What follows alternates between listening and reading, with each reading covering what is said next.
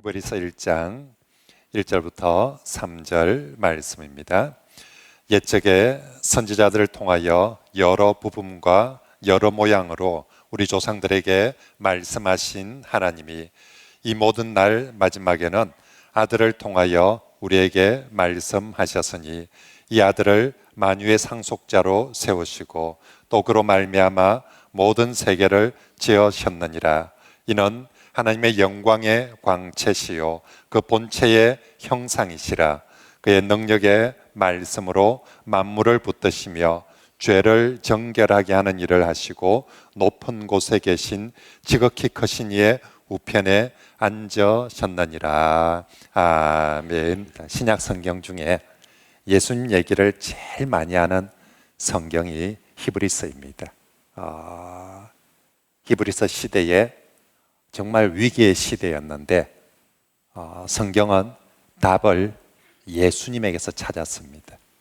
오직 예수만이 답이다라고 그렇게 이 히브리서를 기록하고 있는데 우리가 3박 4일 동안 이 말씀을 통하여서 저와 여러분들에게도 오직 예수님이 우리 삶에 또 우리 문제에 모든 인생의 문제에 답이 되기를 축복합니다.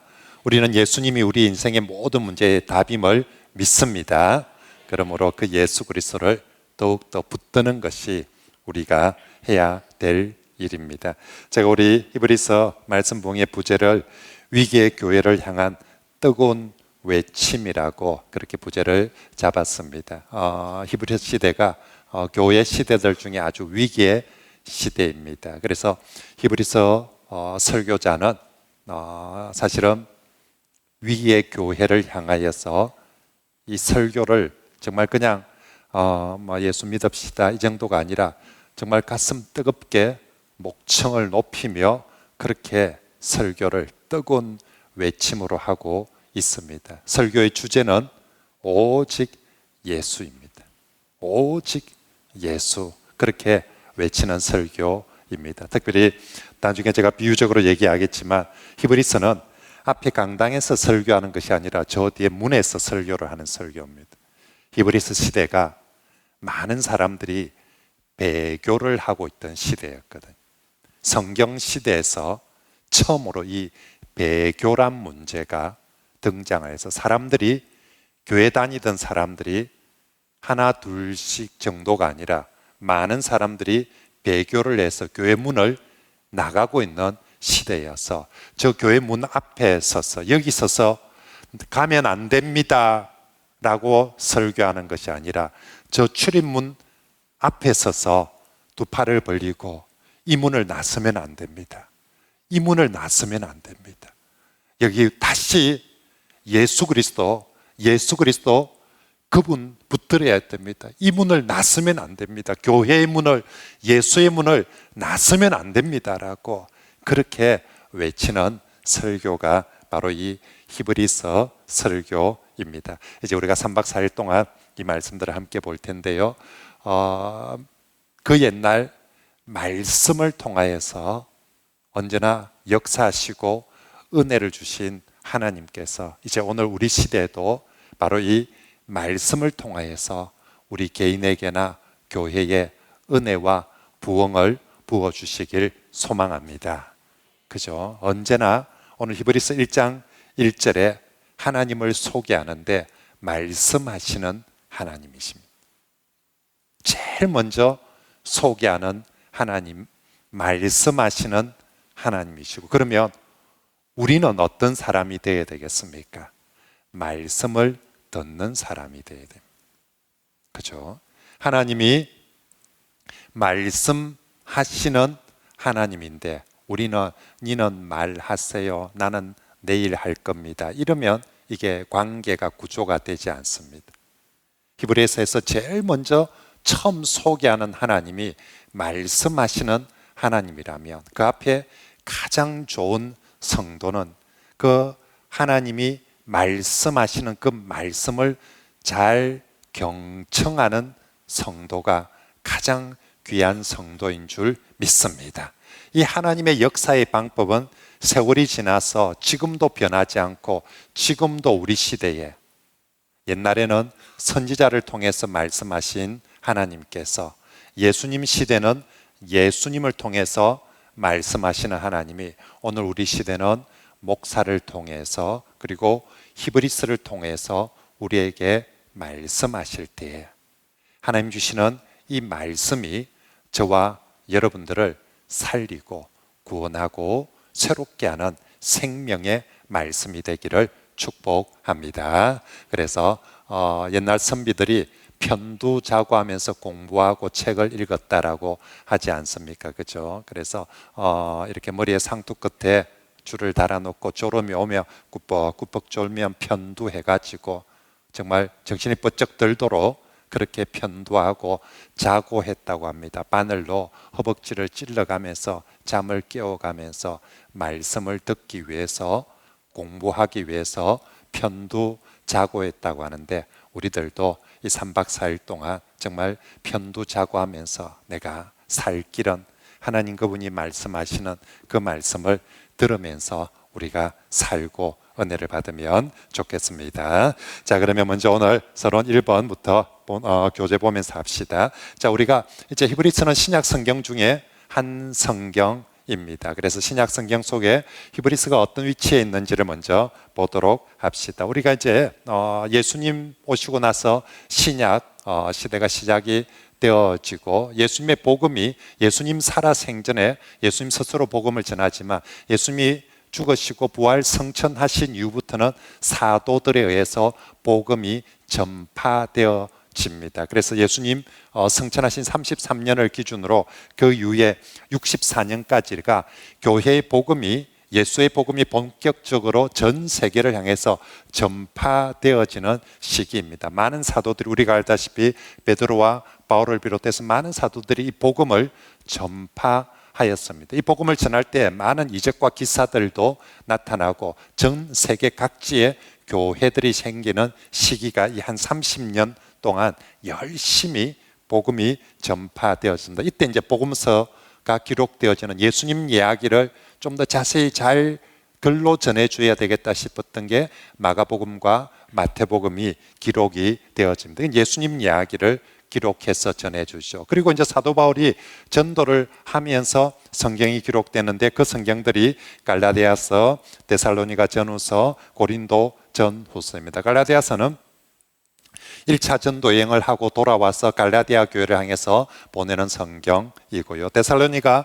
전서 후서는 2차 전도 여행을 하고 고린도에서 데살로니가 교인들, 정말 아직 초신자들인 그 교인들에게 보내는 서신이고, 고린도 전후서는 3차 전도 여행을 하면서 에베소에서, 고린도에서 여러 문제가 발생하고 있는 문제들을 향하여서 풀어주기 위해서 고린도 전후서를 기록하였습니다. 그리고 세월이 좀 더 지나서 바울이 이제 로마의 감옥에 갇혀 있죠. 그 로마의 감옥에서 에베소서, 빌립보서, 골로새서, 빌레몬서 4권의 성경을 써 보냅니다. 그래서 이 4권의 성경을 감옥에서 보낸 성경이라고 해서 옥중서신이라고, 그래서 앞자들만 앞머리만 따서 하며 에빌골빌, 그죠? 에빌골빌, 에비가 골골하니 아들도 빌리빌한지, 하여튼 에빌골빌, 이 4가지 성경이 감옥에서 보낸 그런 성경입니다. 그리고 디모데 전후서, 후서, 디도서는 목회서신이라고 하죠. 사도 바울이 자신의 뒤를 이어서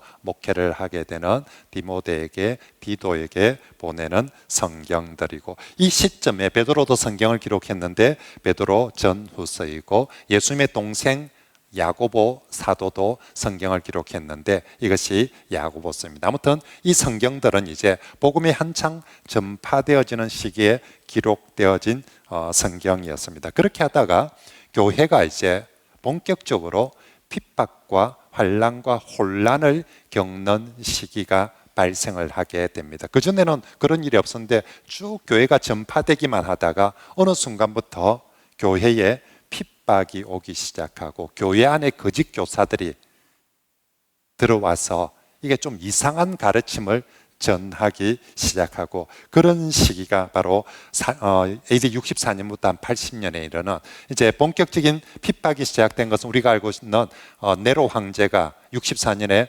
로마 대화재를 일으키고 이걸 기독교인들한테 뒤집어 씌웁니다. 그래서 기독교인들을 향한 본격적인 황제 정부에 의한, 그전에도 반대는 있었죠. 그전에 반대들은 뭐 개인적인 이유로 또 뭐 다른 이런 것들로 하는데, 이제 이 정부에 의한 본격적인 핍박들이, 네로가 이 화재의 원인을, 범인을 기독교인들한테 돌려서 그때부터 이제 정부에 의한 박해가 시작되어집니다. 근데 네로가 박해할 때는 로마 전 제국에 걸쳐서 박해가 일어나는 건 아니고 주로 이제 로마 중심지에서 일어나는 박해였습니다. 자, 이렇게 해서 이제 교회를 향한 박해가 시작이 되고, 그런 상황에 이 사도들이 죽기 시작합니다. 순교를 당하든지 이런저런 이유들로. 그래서 베드로도 그때 죽고 바울도 67년에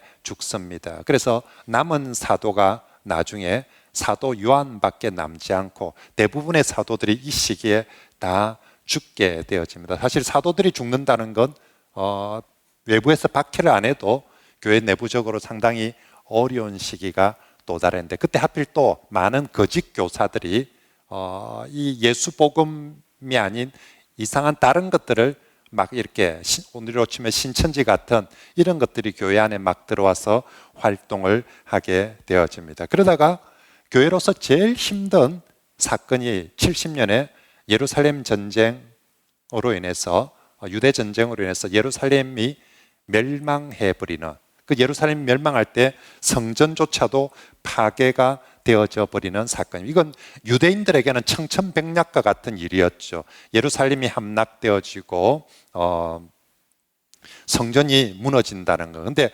유대인들뿐만 아니라 기독교인들에게도 사실은 마찬가지였습니다. 그래도 그때까지 예루살렘 성전에서 예루살렘 교회는 모임을 했었는데, 이게 완전히 진짜 돌 위에 돌 하나도 남지 않고 다 무너져 버렸으니까 그 충격이, 하나님이 정말 살아있는 거 맞나?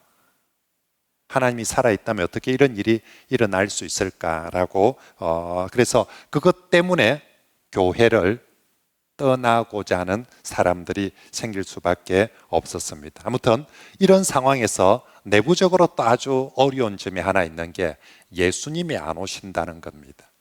이때 이제 한 70년쯤 되었을 때는 예수님이 여러 설교 중에 종말에 대한 설교를 하면서 이 말씀도 하셨거든요. 이 세대가 지나가기 전에 내가 오리라 라고 했는데, 그래서 그 말을 듣고 예수님 오실 때까지 열심히 예수 믿고 복음 전하며 살던 사람들이 있었는데, 아니 이제 한 70년쯤 되면 한 세대가 지나지 않습니까? 한 세대를 보통 성경에서 40년을 보기 때문에, 이제 예수님 33년에 부활 성천 하시고 나서 70년쯤 되면 이제 한 세대가 지나거든요. 그래서 1세대, 신앙의 1세대들이 죽기, 순교를 안 해도 자연사해서 죽는 사람들이, 내 평생 예수님 오시기만을 기다렸는데, 예수님 속히 오신다고 했는데 예수님은 오지 않고 예루살렘 성전은 멸망을 해버리고 파괴되어져 버리니까, 그러니까 우리가 잘못 믿은 것 아닌가, 혹시 예수님 안 오시는 것 아닌가, 여러 이런 어려움들이 있는 상황이었습니다. 그러다 보니까 교회 밖을 나가려고 하는 사람들이, 로마 황제는 박해를 하기 시작하지요. 예수님은 안 오지요. 예루살렘은 멸망을 했지요. 그러니까 정말 교회 계속 다닐 수 있겠나 싶어서 한 사람씩 두 사람씩 딴 데 가보자라고, 그렇게 해서 그런 시기를 배교의 시기라고 그렇게 얘기합니다. 이방 종교로 다시 돌아가는 사람도 있고, 그리고 많은 사람들이 유대교로 유대인 중에서 예수를 믿었던 사람들은 유대교로 다시 돌아가려는 사람들이 있었습니다. 자, 이럴 때 기록되어지는 성경이 누가복음과 사도행전, 이건 로마를 향해서, 이방인들을 향해서 오직 예수님 붙들자라고 예수님에 대한 이야기를 누가가 다시 기록하고, 사도행전을 통해서 기독교가 절대로 로마에 대한 반정부 운동을 하는 게 아니다 라는 걸 사도행전에서 데오빌로 각하에게 예수님 시대 때부터 사도들이 활동하는 모든 시대에 어느 시대든지 로마 황제에게서나 어느 총독에게서 예수님이나 사도들이 이 불법자들이라고 취급당해 본 적이 한 번도 없다는 것입니다. 예수님도 최종 재판을 누가 했냐면 본디오 빌라도가 했는데, 빌라도가 예수님이 죄인이어서 죽인 게 아니라는 겁니다. 빌라도가 3번이나, 로마 총독이 3번이나 손을 씻으면서 저 사람 죄가 없다 했는데 유대인들 때문에 어쩔 수 없이 죽이고, 사도행전을 얘기하면서 그 위에 사도들 봐라, 다 열심히 활동하는데 불법적인 일을 저지른 게 하나도 없다고. 사도들이 어디 가서 불법을 하는, 도둑질을 했나, 사람을 죽이더나. 항상 사도들은 예수만 전했다. 그러다가 오해도 받았는데, 그래서 로마 법정에 선대 그때마다 사도들은 다 무죄라고 석방되었다. 그러니 로마 정부요, 교회를 불법단체, 반정부 단체로 보고 핍박하지 마세요. 데오빌로 각하여. 교회는, 복음은 그런 곳 아닙니다. 우리는 오직 예수 중심으로 하는 거지 뭐 로마를 접목하겠다 이런 생각 없습니다 라고 누가복음과 사도행전을 기록을 하고, 이제 오늘 우리가 읽은 이 히브리서는 배교하는 사람들을 막아야 되거든. 그들을 다시 교회 안에, 신앙 안에 머물도록 해야 되는데 어떻게 할까? 다시 여러분 예수님을 다시 한번 생각해 보십시오라고. 어떻게 이 예수를 버리고 다른 종교로 갈 수가 있겠습니까? 하고 이 예수님에 대해서 정말 뜨겁게 전하는 것이 히브리서입니다. 그리고 요한 1, 2, 3서는 교회 안에 들어온 많은 거짓 교사들의 문제에 대해서 그렇게 이제 전하게 됩니다. 자, 이제 이렇게 해서 한 80년까지 박해가 되는데, 80년 도미티안이라는 황제가 들어서부터는 이 도미티안 황제는 자기가 신이다라고 주장을 아주 강하게 하거든. 그러다 보니까 자기 외에 모든 신이다라고 하는 것은 다 썰어버리려고 하는데, 그 중에서 제일 눈에 가시가 유일신 하나님을 믿는 즉 교회, 유대교. 근데 유대교보다 보니까 유대교는 그냥 막 저것끼리 모여서 일하고 있는데, 이 교회는 로마까지 들어와 가지고 전도를 열심히 하니까 도미티안 입장에서 볼 때 내가 신인데 나 말고 하나님, 예수, 신을 믿는 저 교회를 가만둬서는 안 되겠다라고 아주 도미티안 시대부터 이제 교회에 완전히 막 박살을 내버리려고 계획을 하고 박살을 내기 시작합니다. 그때 교회에 남아있는 성도들은, 신앙의 1세대들은 거의 다 죽고, 처음 예수님을 보고 믿었던 사람, 사도들이 전도해서 믿었던 신앙의 1세대는 이제 다 죽고, 지금 현재 남아있는 사람은 대부분 다 신앙의 2세대들이거든요. 사도들도 다 죽고 남아있는 유일한 사도는 사도 요한밖에 없습니다. 근데 그 사도 요한마저도 완전히, 이때는 이제 도미티안 때부터는 교회가 초토화가 되어 코로나 때문에 교회 문 다 닫은 것처럼 예배도 못 드리게 하고 목사님 다 잡혀가 버리고 그런 때였습니다. 이때 하나님께서 마지막 남은 사도를 통하여서 교회를 살리기 위해서 요한복음과 요한계시록을 기록하게 하고 전하게 합니다. 왜 사도 요한은 그때, 교회가 초토화되어지는 그때 다시 요한복음을, 예수님에 대한 이야기를 다시 꺼냅니까? 교회를 살릴 수 있는 길은 오직 복음, 예수에게로 돌아가는 길밖에 없다. 그래서 요한복음은 예수님 이야기를 다시 하고, 요한계시록에는 그 예수님께서 세우신 교회, 지금 정말 황제의 말발굽 아래 교회가 초토화되어져 있는데 주 예수께서 붙드시고 지키시는 교회는 결코 망하지 않을 것이고, 예수님 오신 그날에 예수 그리스도의 신부로서 유일하게 예수 그리스도와 함께 혼인잔치에 참여할 것은 교회밖에 없다라고, 마지막 사도인 요한이 핍박, 정말 절체절명의 위기에 있는 교회들을 향하여서 요한복음과 요한계시록을 마지막 시대의 마지막 대안으로, 내용은 예수와 교회입니다.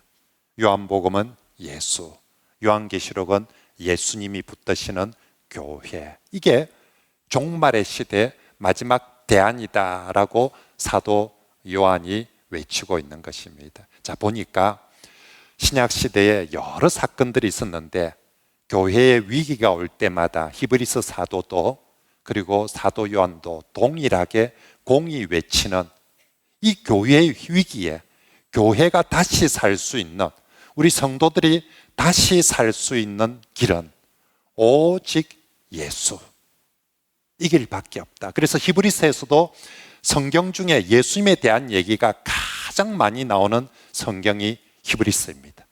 요한복음, 요한계시록, 예수님 이야기를 가장 강력하게 선포하는 복음들입니다. 그래서 사도들은 정말로 교회와 성도들이 위기에 놓였을 때 이 위기를 이길 수 있는 유일한 답, 진정한 답은 오직 예수. 그래서 히브리서를 통해서 오직 예수, 요한복음을 통해서도 오직 예수, 계시록을 통해서 주님이 붙드시는 교회를 전파하고 있는 것이죠. 성도 여러분, 우리도 정말 이 마지막 시대에 정말 우리 개인적인 위기든 교회적인 위기든 사회적인 위기든 이때 성경이 제시하는, 사도들이 제시하는 가장 중요한 유일한 답은 바로 예수 그리스도이신 줄 믿습니다.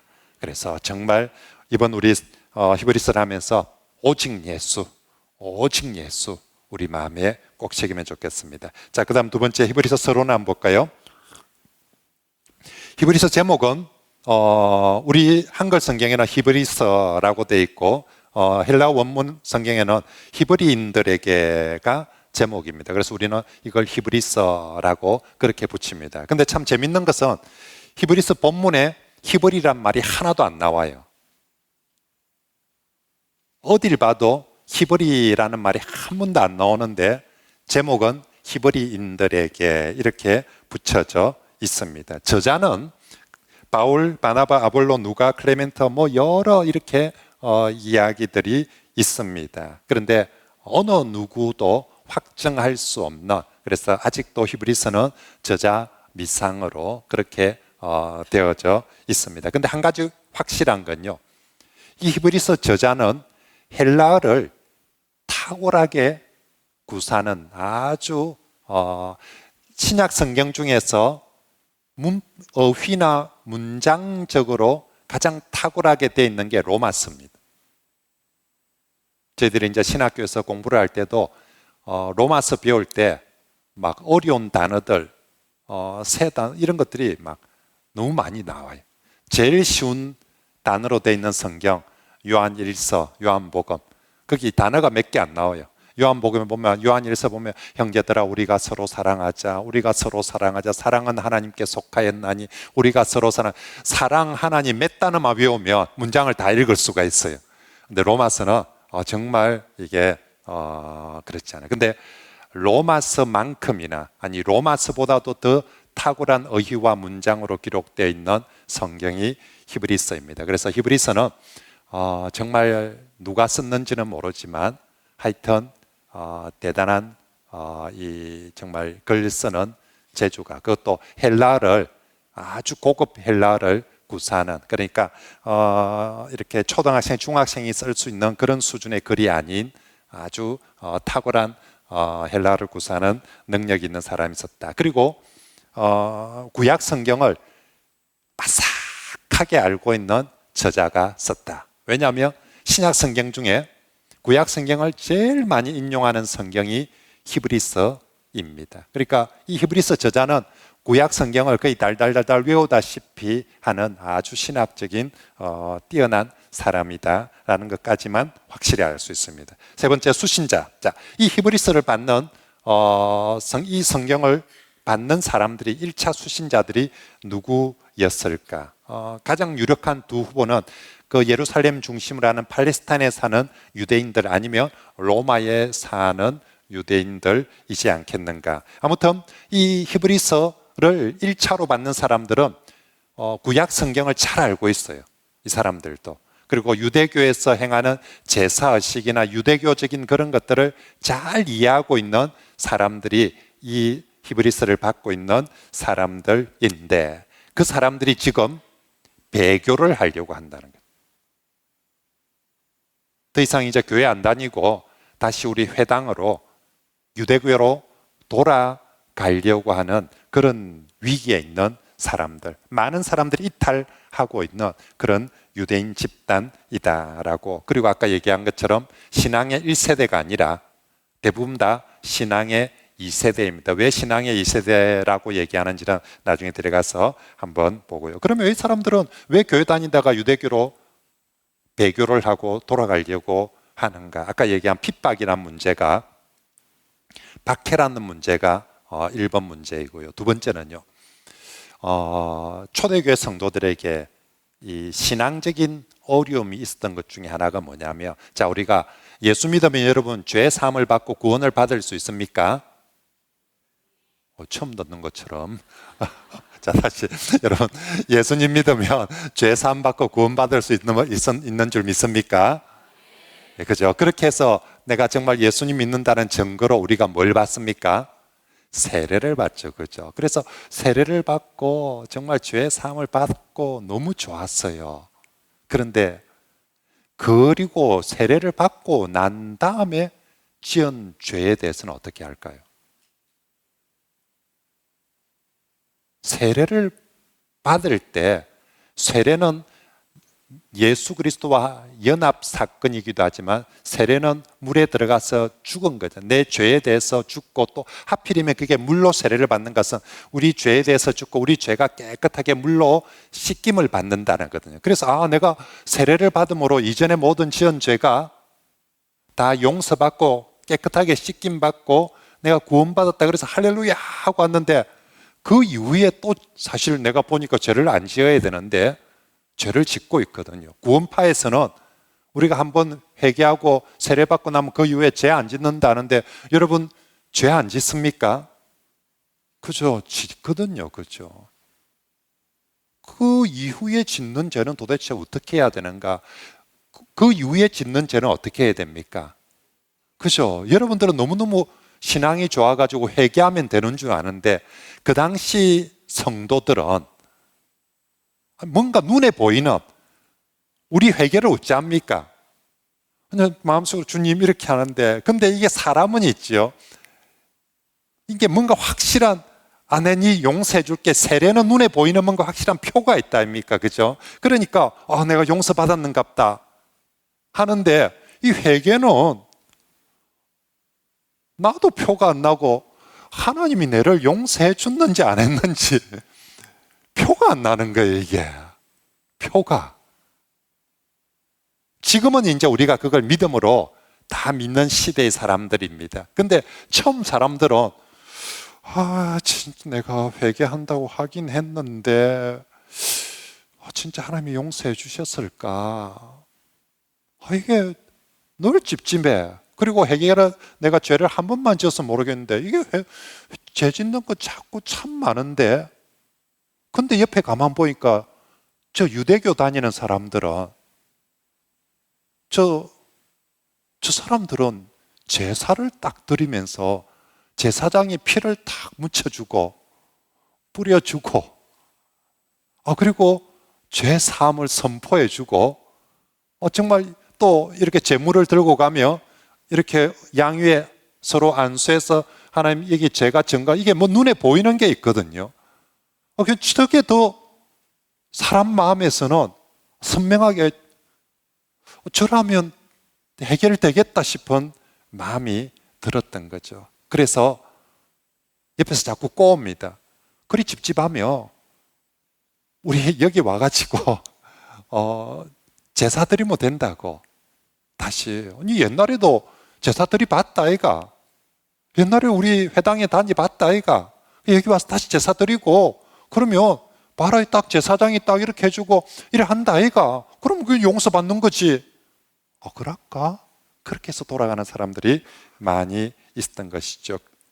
거기에 대해서 이제 아니다, 우리가 더 이상 다시 그런 제사를 드릴 필요가 없다. 예수님이 영원한 십자가의 그 희생 제사를 단번에 드렸으니까 다시 그런 제사를 드릴 필요가 없다. 그것 때문에 돌아가지 마라 라고 그렇게 얘기하고 있는 것입니다. 자, 그러면서 네 번째 주요 히브리서에서 아주 중요하게 예수님을 소개하는 게 대제사장 예수님이십니다. 그러니까 문들기를 아니 예수님 레위인도 아닌데 무슨 대제사장이 말이야.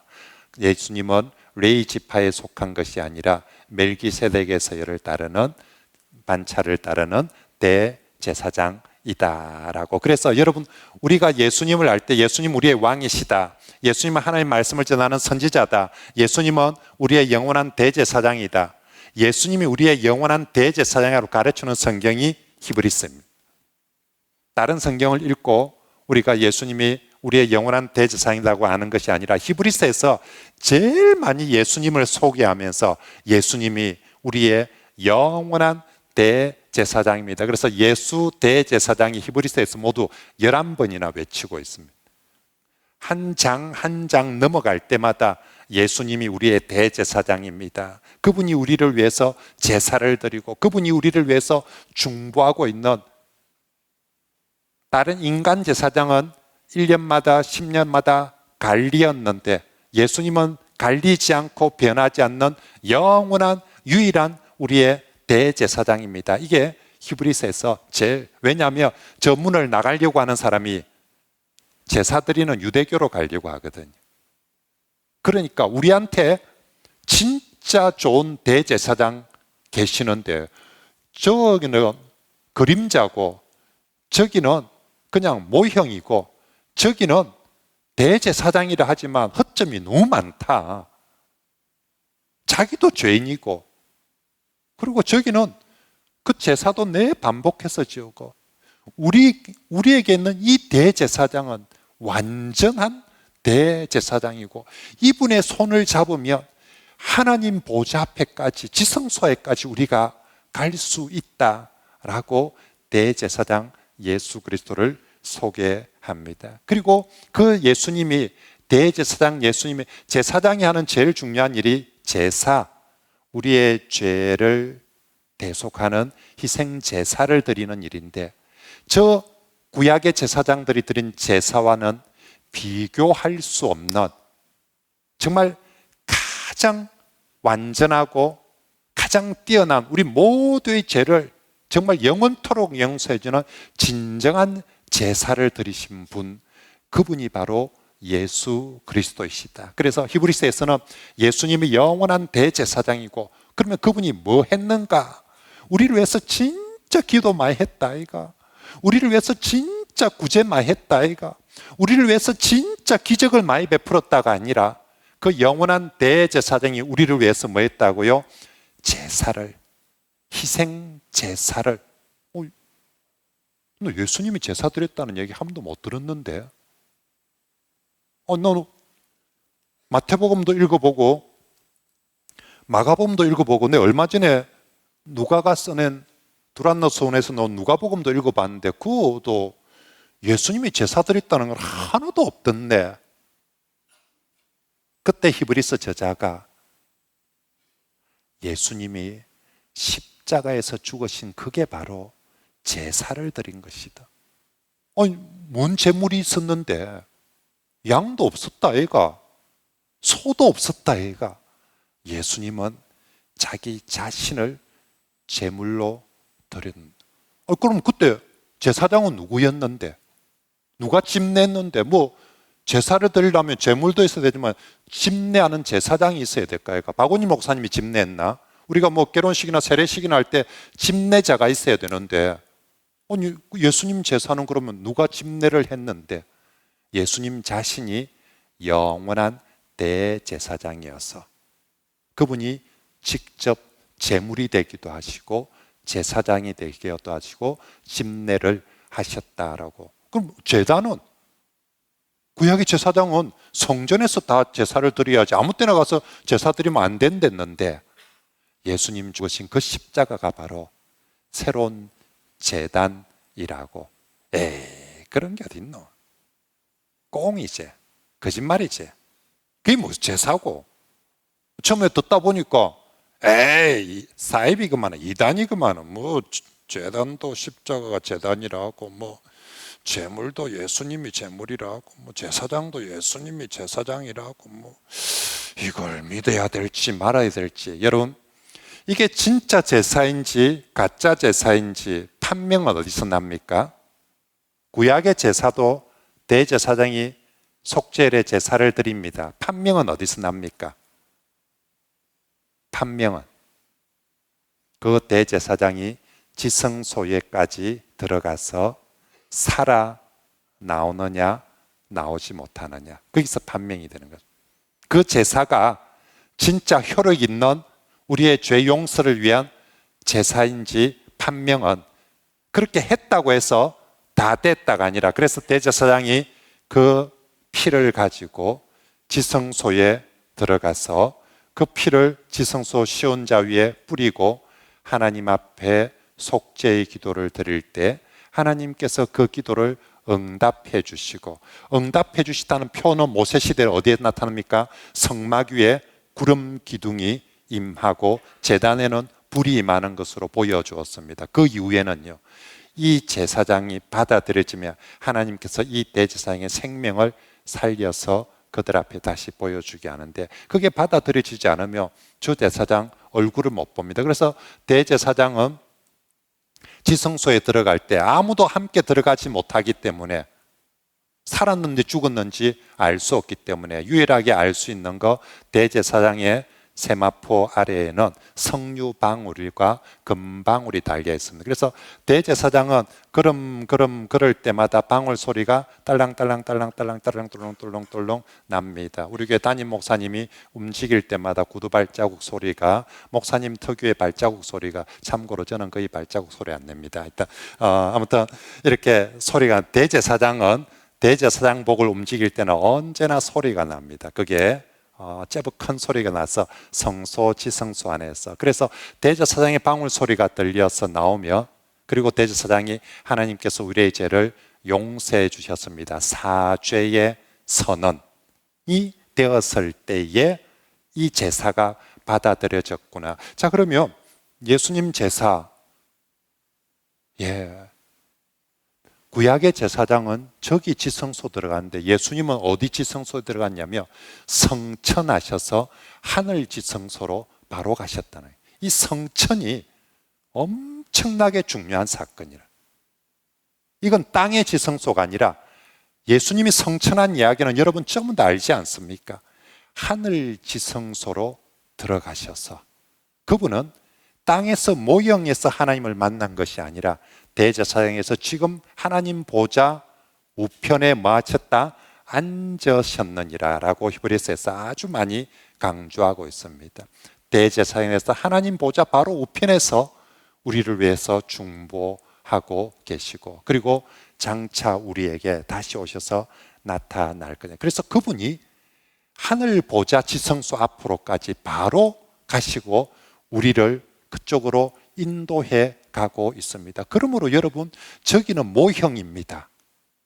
저건 모형이고 그림자이고, 모형이 뭡니까? 실제가 올 때까지만 하는 겁니다. 근데 예수님은 실제이고 영원한 그 예수 그리스도 희생제사를 여러분들이 믿으시고 쉴 데 없이 저기 기웃거리지 마십시오 라고 그렇게 설교하고 있습니다. 자, 다섯 번째, 히브리서에서 아까 얘기한 것처럼 구약 성경을 제일 많이 인용합니다. 무려 38번의 구약 성경을 직접적으로 인용하고, 그 중에서 1장과 2장에 11번이나 하나님의 아들에 대한 구약 성경을 인용을 하게 되어집니다. 그래서 히브리서에서 나중에 인용하는 구약 성경을, 그 중에서 그 밑에 구약 성경 중에서도 구약 성경은 히브리어로 기록되어져 있는데, 이걸 그 시대의 사람들이 쓰는 헬라어로 번역한 성경이 70인역 성경인데 주로 70인역 성경을 인용해서 사용합니다. 그 중에서도 구약 성경 중에서도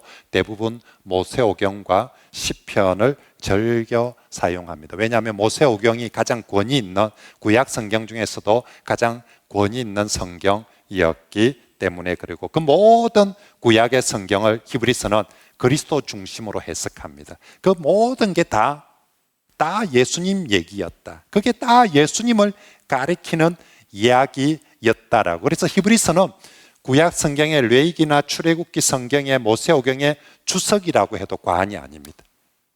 모세오경에 뭐라고 이렇게 적어놨는데 히브리서는 얘기합니다.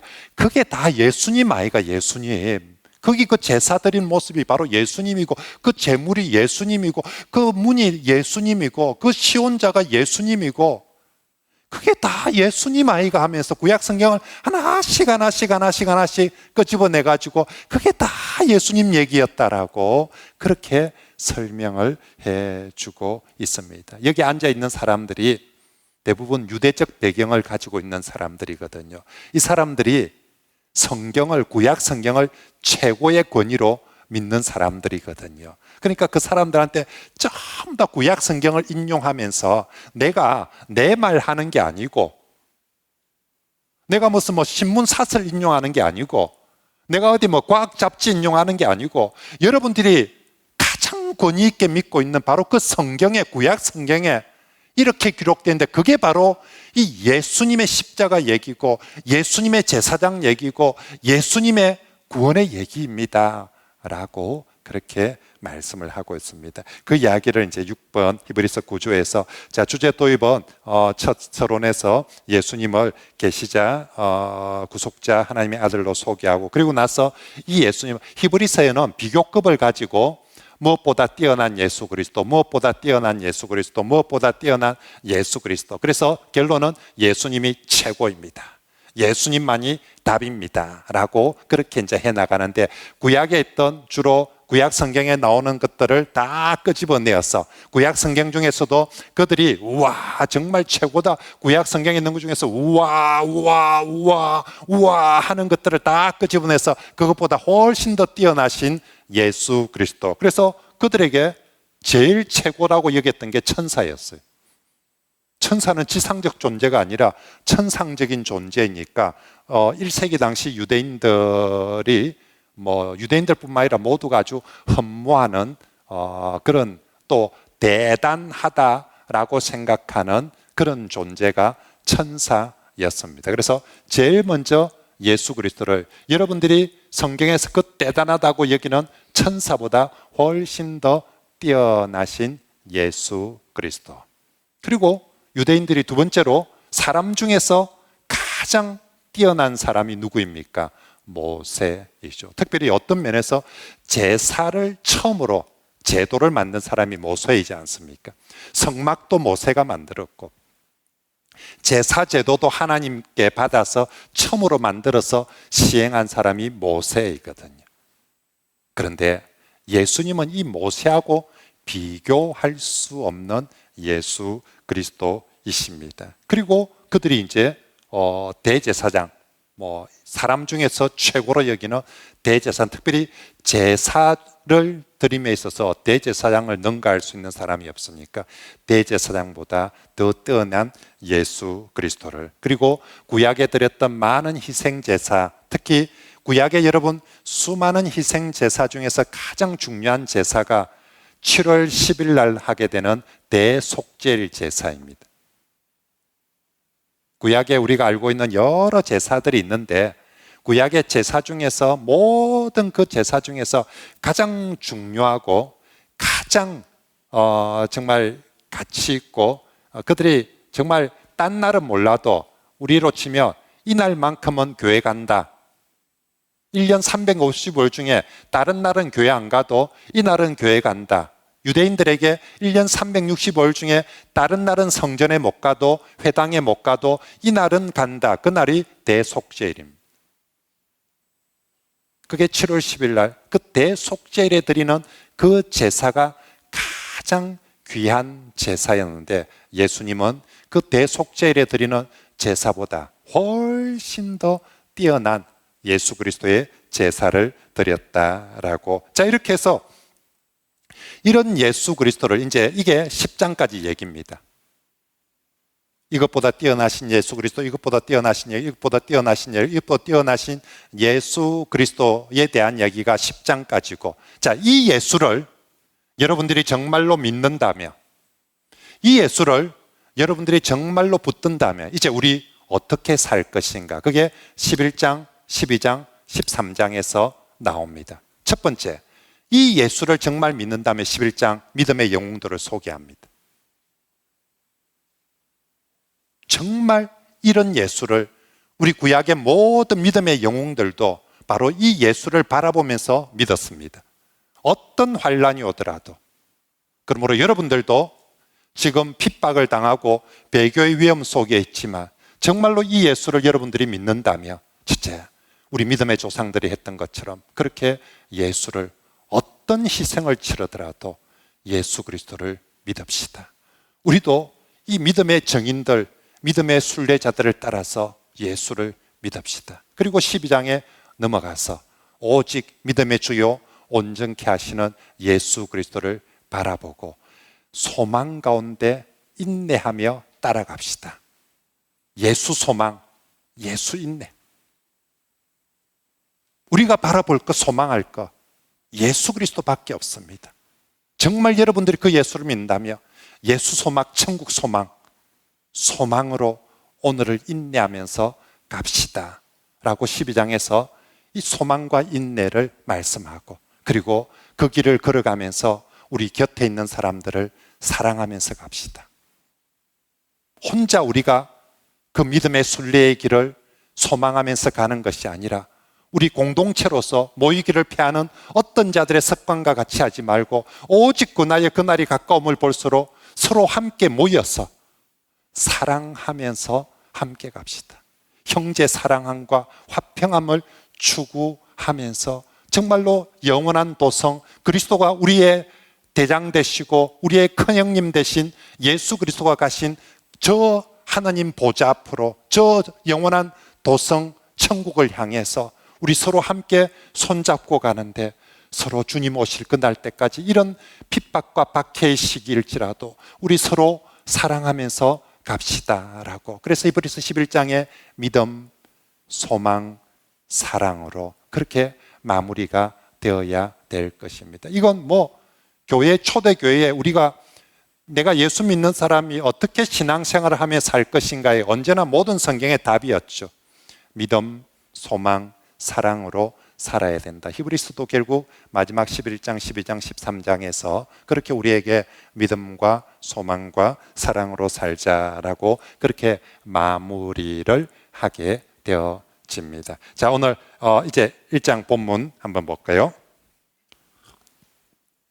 이게 시간이 좀 갔지만 제가 말도 좀 많이 하는데 이게 어쩔 수 없이 제가 13장까지 수요일까지 끝을 내야 되니까 제가 작전을 이리 짰습니다.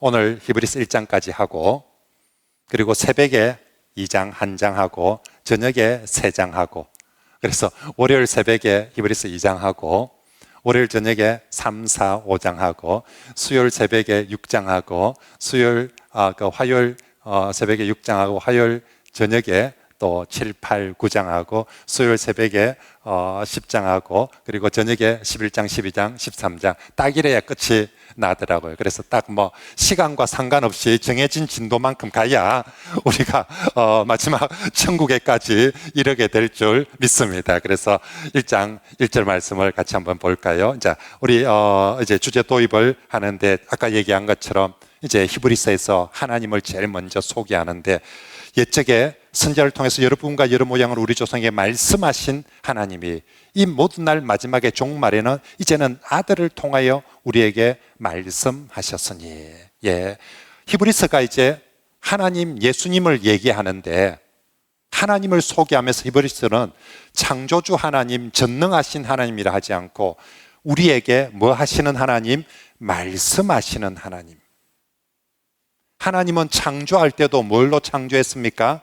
말씀으로 창조했는데 그 위에 자신이 만든 모든 세계의 역사를 이끌어 가실 때도 뭘 통해서 이끌어 가신다고요? 말씀을 통해서 이끌어 가신다. 그래서 히브리서는 하나님을 소개하면서 말씀하시는 하나님. 근데 그 하나님이 시대에 따라 말씀의 통로가 다르더라. 옛날에는 누구를 통해서 말씀하셨다고요? 선지자들을 통해서 말씀하셨는데 이 종말의 시대는 누구를 통해서요? 그 아들을 통해서 말씀하신다. 근데 생각해 보십시오, 여러분. 선지자를 통해서 하신 말씀, 그거 율법이죠. 그것도 그렇게 귀한데 아들을 통해서 하신 말씀은 얼마나 그것이 귀한 게 있습니까?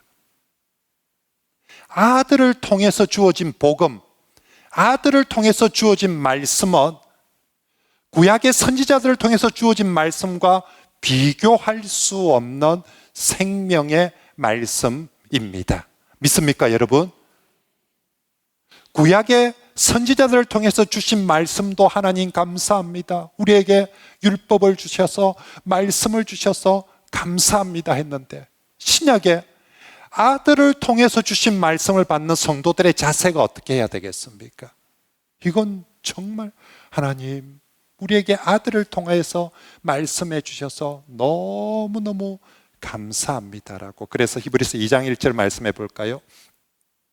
히브리서에는 지금 배교의 위기에 많은 사람들이 배교를 하고 있어서 저 성전 문에서 지금 밖으로 나가려는 사람들을 막고 설교를 하고 있습니다. 그래서 히브리서에는 경고가, 아주 엄중한 경고가 있습니다. 우리 교회 노선생님들이 뭐 이렇게 하죠. 이제 이 문 나가면 퇴학이다. 다시는 못 들어온다. 말 안 듣고 이제 이 문을 뛰쳐나가려는 애들이 있으면 선생님들이, 우리 엄마들도 그래 얘기하죠. 그죠? 딱 지금 나가면 못 들어온다.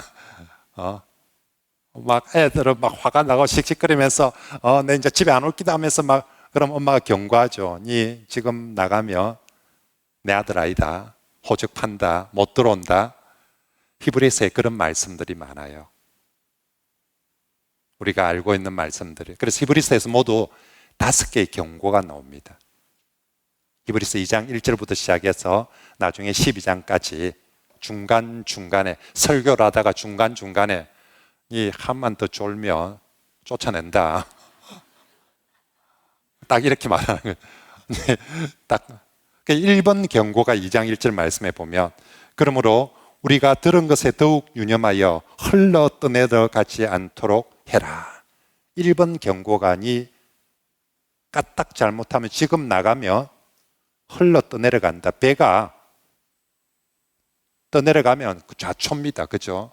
지금 딱 이거 나가면 흘러 떠내려간다. 1차 경고입니다. 첫 번째. 근데 흘러 떠내려가지 않도록 뭐라고 합니까?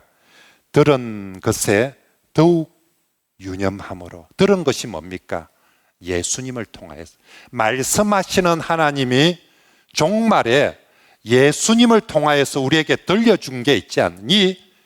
그 예수님을 통해서 들려준 그 말씀을 더욱 유념하고 붙들고 있어요. 안 그러면 어찌 된다고? 흘러 떠내려간다고. 그것 닷줄, 영혼의 닷줄 같아서, 배의 닷줄 같아서 그거 꽉 붙들고 안 있으면 이 세상의 풍랑에, 이 배교의 풍랑에 흘러 떠내려가 버리고 만다. 그러니 살라면 이 말씀, 주님을 통해서 주신 이 말씀 꼭 붙들고 있어야 산다. 이게 첫 번째 경고입니다. 그리고 여러분, 마지막 5번째 경고가 뭔 줄 압니까? 마지막 5번째 경고 12장 25절 말씀만 볼까요?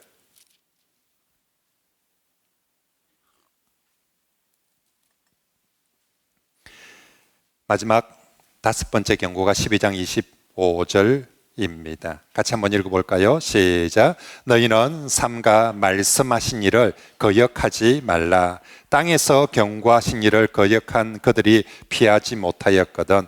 하물며 하늘로부터 경고하신 일을 배반하는 우리일까 보냐. 하늘로부터 경고하시는, 말씀하시는 분이 누구십니까? 예수 그리스도이시지요. 그 말씀을 5번째 경고도 주님을 통해서 주신 말씀을 거역하지 말라, 배반하지 말라는 것이 첫 번째 경고, 마지막 5번째 경고입니다. 요한계시록에 똑같습니다. 요한계시록에 전에 제가 하면서 말씀했죠. 요한계시록에 7복이 있다고. 정말 그 대환란의 시기에, 교회가 풍지박산을 나는 시기에도 하나님이 복 주시는 사람이 있다고.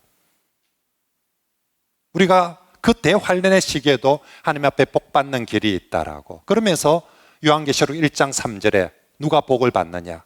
이 말씀을 읽고 듣고 지키는 자가 복이 있도다라고. 그 요한계시록 종말의 시대도 사도 요한이 다른 것 없습니다. 이 환란의 시기에도 여러분들이 복 받으며 살 수 있는 길은 이 말씀을, 주의 말씀을 읽고 듣고 지키는 자가 복이 있도다라고 요한계시록의 7복 중에서 1번 복으로 말씀하고, 히브리서에서도 5가지 경고 중에서 1번, 5번 경고가 주님을 통해서 주시는 이 말씀, 이 말씀을 정말 유념해라, 가슴에 새겨라. 그것만이 우리가 살 길이다라고. 왜? 하나님이 말씀하시는 하나님이신데, 이 시대도 말씀을 통해서 모든 걸 역사하시는데, 옛날에는 선지자들을 통해서 말씀하신 하나님이 이제는 예수, 그 아들을 통하여서 말씀하고 계신다라고. 그러면서 1장 2절 중반에 이 아들을 소개합니다. 이 아들을 만유의 상속자로 세우시고 또 그로 말미암아 모든 세계를 지으셨느니라. 이는 하나님의 영광의 광채시요 본체의 형상이시라. 그의 능력의 말씀으로 만물을, 그의 능력의 말씀으로 만물을 붙드시며 죄를 정결하게 하는 일을 하시고 높은 곳에 계신 지극히 크신 이의 우편에 앉으셨느니라. 자, 이 아들을 이제 아들을 통해서 말씀하시는데, 그 아들이 누구냐? 아직 예수란 이름은 나오지 않았습니다. 하나님의 아들을 소개하는데, 우리 교재 볼까요? 여러분, 교재에 보면 우리 하나님의 아들을 소개를 그렇게 하고 있는데, 첫째는 창조에 대한 아들의 삼중적 관계 한번 보십시오. 자, 이 아들 하나님의 창조에 함께 하셨는데, 과거에는 만물의 창조의 대행자로서 하나님과 함께 창조했고, 현재는 이 아들이 무엇으로? 그의 말씀으로 만물을 붙들고 계시고, 그리고 장차 미래는 이 아들에게 만물을 상속자로 하나님이 주실 것이다. 이 모든 만물은 이 아들을 통해서 만들어졌고, 이 아들의 말씀을 통해서 유지가 되어졌으며, 마지막 때에 하나님께서 이 아들에게 만물을 다 주신다라고. 그래서 만물의 주인이 이제 누구시라고요? 예수 그리스도라고 말씀합니다. 그리고 이 아들과 하나님의 관계는 어떻게 되는가? 이 아들은 하나님의 영광의 광채다. 하나님의 영광을 가장 잘 나타내어주는 광채이시다. 그래서 요한복음 1장에서는 하나님 예수 그리스도를 참빛, 하나님의 영광을 비춰주는 참빛이라고, 빛이 세상에 왔다라고 표현을 하고 있는데, 히브리서에서 똑같이 바로 예수 그리스도가, 그 아들이 하나님의 영광을, 빛을 가장 잘 비춰내주는 광채라고 표현하고, 그리고 하나님의 본체의 형상이다. 근본적으로 본체이신 하나님의 형상 그대로니까 하나도 다를 바가, 조금도 못할 바도 없고 다를 바도 없는 하나님과, 이걸 빌보스 2장 5절에서 이 위에서는 그는 하나님과 근본 동등 되신다. 그죠? 근본적으로 하나님과 동등 되신다. 이 표현이 본체의 형상이다라고. 그래서 그 아들은 하나님의 광채이며 하나님과 본질적으로 동일하신 분이고, 그러면 그 아들이 무슨 일을 하셨는가? 그 아들의 사역을 딱 2가지로 히브리서 제일 먼저 요약적으로 얘기합니다. 첫째, 그 아들이 우리의 뭘 했다고요? 죄를 정결케. 뭘로? 영원한 십자가 제사를 통해서. 아들이 이 땅에 와서 하신, 우리를 위해서 하신 제일 첫 번째 귀한 일로 히브리서에서는 기적을 행했습니다, 설교를 했습니다, 이런 얘기를 한 것이 아니라, 그 아들이 우리의 죄를 정결케, 우리의 죄 문제를 해결해 주신 유일한 구주, 아들 예수 그리스도입니다. 무엇으로? 십자가. 그분이 정말 하나님이셨는데, 하나님의 영광의 강체시고 본체의 형상이셨는데, 낮아지셔서 이 땅에 오셔서 자신을 죽으심으로 말미암아 우리의 죄를 용서해 주시고, 그리고 두 번째, 그분의 사역, 하나님 우편에 히브리서에서는 부활을 생략하고 바로 죽으시고 성천하셨다라고 바로 이야기합니다. 왜냐하면 그 성천이 그분이 하늘 지성소로 오르신 대제사장, 그분이 희생제사를 십자가에서 죽으심도 그분이 대제사장으로서 하나님 앞에 제사를 드림이시요, 그분이 하나님 보좌 우편에 오르심도 다른 마태복음이나 마가복음에서는 예수의 성천을 승리로 묘사합니다. 예수님의 십자가를 순종이라고 표현합니다.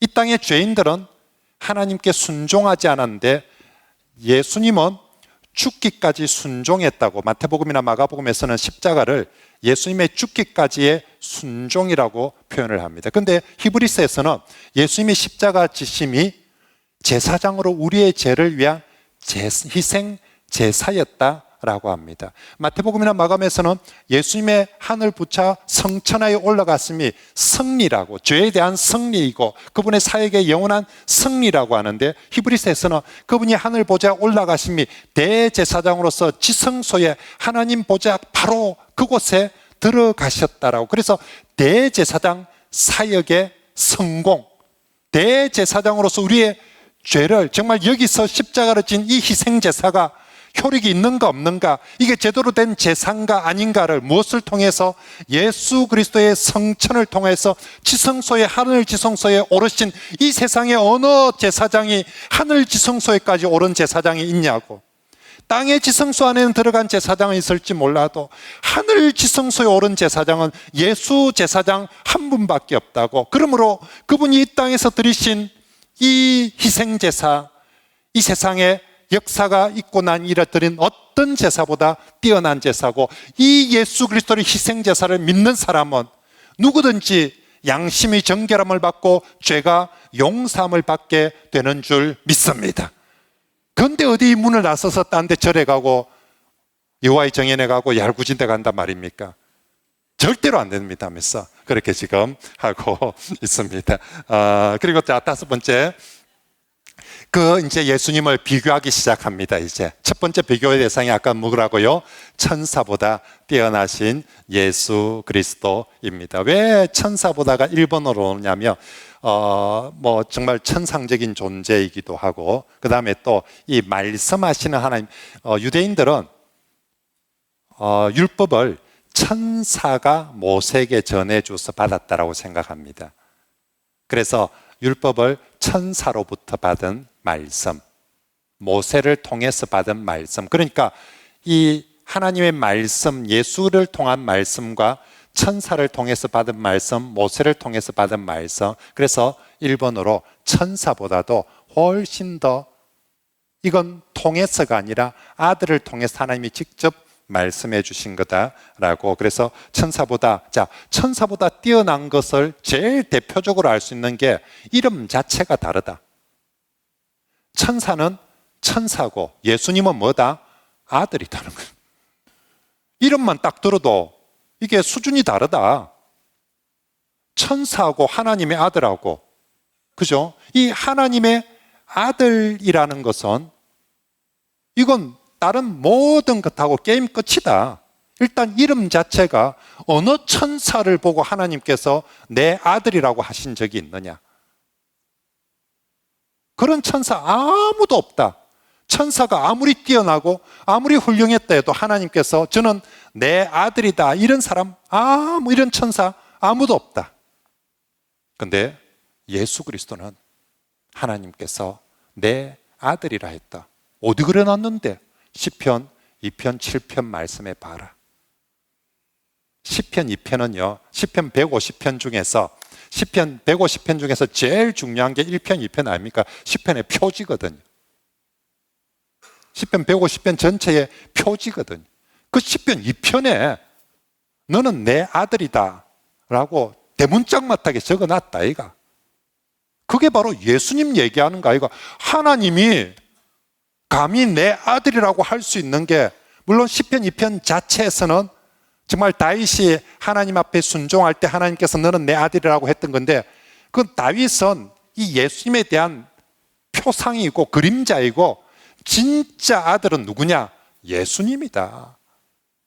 그걸 시편 2편 7편에 너는 내 아들이다라고 천사한테는 언제 이런 말을 한 적이 있냐고. 근데 예수님은 너는 내 아들이다라고 그렇게 얘기했다라고 하고 있는 것입니다. 그리고 두 번째 인용구에서 7장 3월 5절 말씀의 중반에 나는 그에게 아버지가 되고 그는 내게 아들이 되라. 이게 사무엘하 7장 14절에 나오는 두 번째 구약 인용구입니다. 여기 모두 정말 7개의 구약 인용구가 천사보다 뛰어난 예수 그리스도를 소개하기 위해서 구약 인용구가 제일 많이 등장하는 게 이곳입니다. 한꺼번에 막 쫙.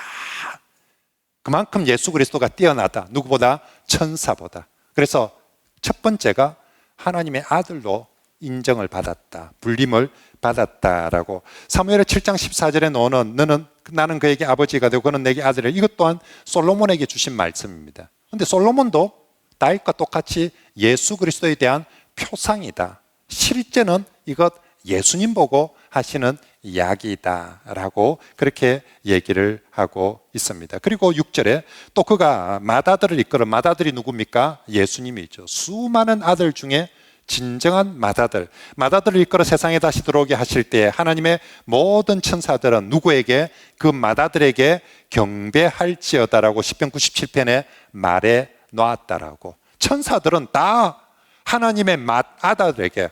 여러분 이걸 이제 물으면 예수님 어떻게 그러면 맏아들인데? 그러면 이는 하나님의 성도를 보고 하나님의 아들이라고 부르면 누가 맏아들인데? 아담이 맏아들이가? 아벨이 맏아들이가?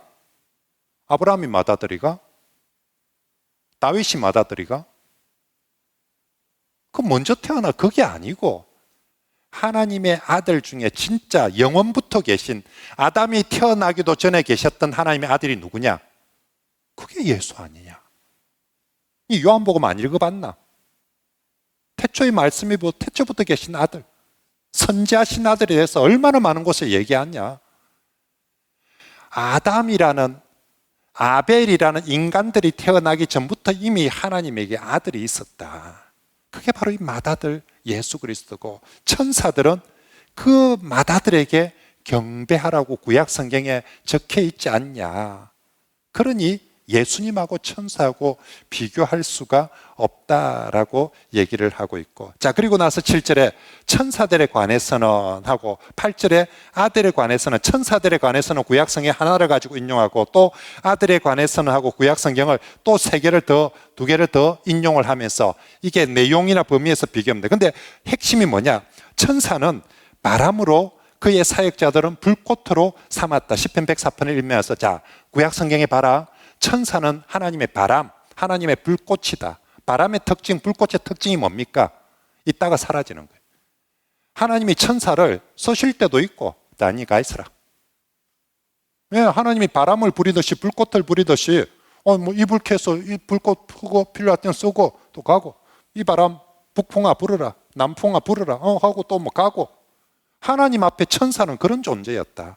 필요할 때 하나님이 쓰나. 근데 아들은 어떻느냐? 8절에 아들에 관하여는 하나님이여 주의 보좌는, 아들의 보좌는 뭐하며?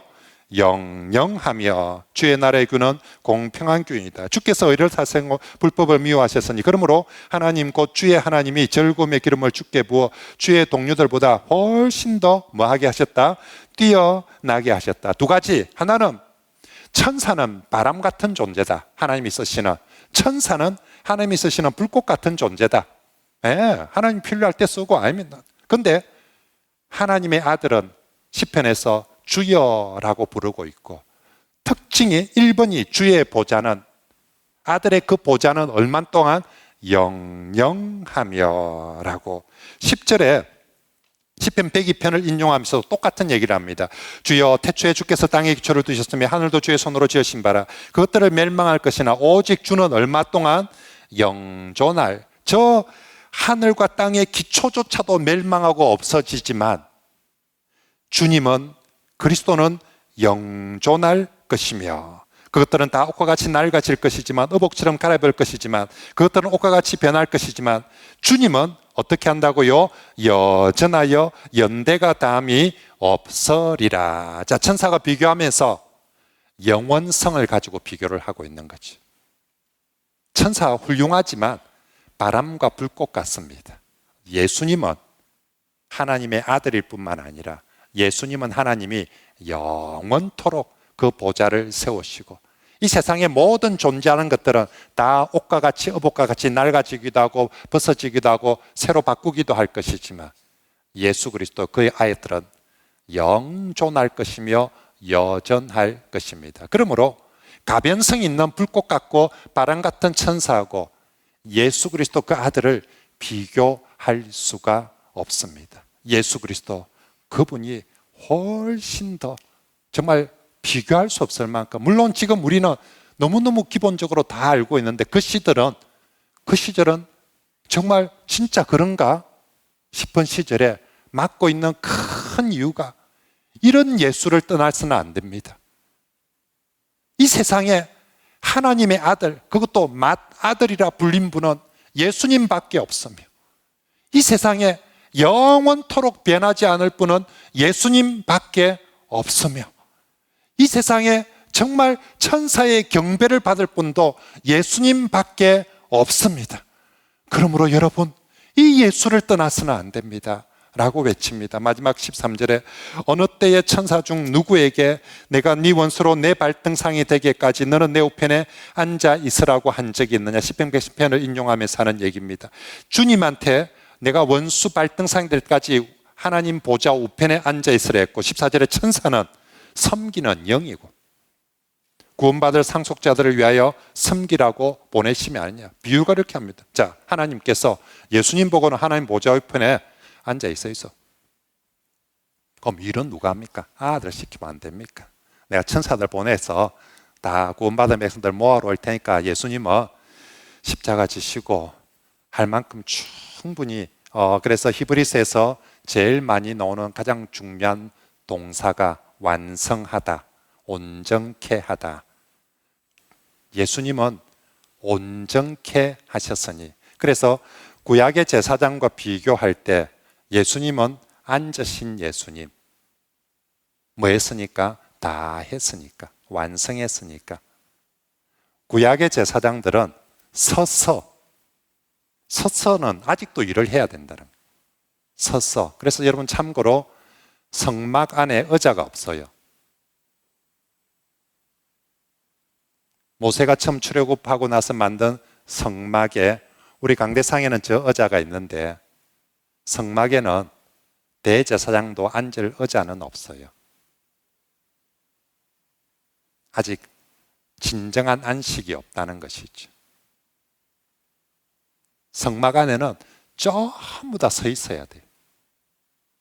하나님의 집에 왔지만 아직 하나님의 집으로서의 안식은 있지만 그들이 앉아서, 근데 예수 그리스도는 하나님 보좌 우편에 뭐 하셨느니라? 앉으셨느니라 라고. 천사들은 나가서 섬기고 사람들을 불러 모으라고 일을 시켰다라고 말씀합니다. 그러므로 사랑하는 성도 여러분, 눈을 들어 하늘을 보십시오. 저 하나님 보좌 우편에 앉으신 예수 그리스도를 보십시오. 밖에 나가서 열심히 지금 일하고 있는 천사들하고 저 보좌 우편에 앉으신하고 예수 그리스도하고 비교가 안 됩니다. 그 천사들 뭐 좀 능력 행했다고, 그 천사들 뭐 좀 했다고 그거 부러워가지고 거기 쫓아다니지 마십시오.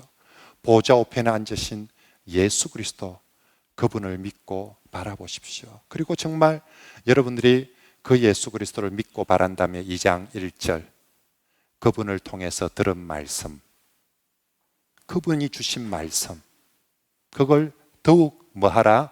유념하라 라고, 그건 내일 하도록 그렇게 하겠습니다. 정말 그분을 통해서 주신 말씀을 내일 새벽에 우리 와서 더욱 유념하도록 그렇게 합시다.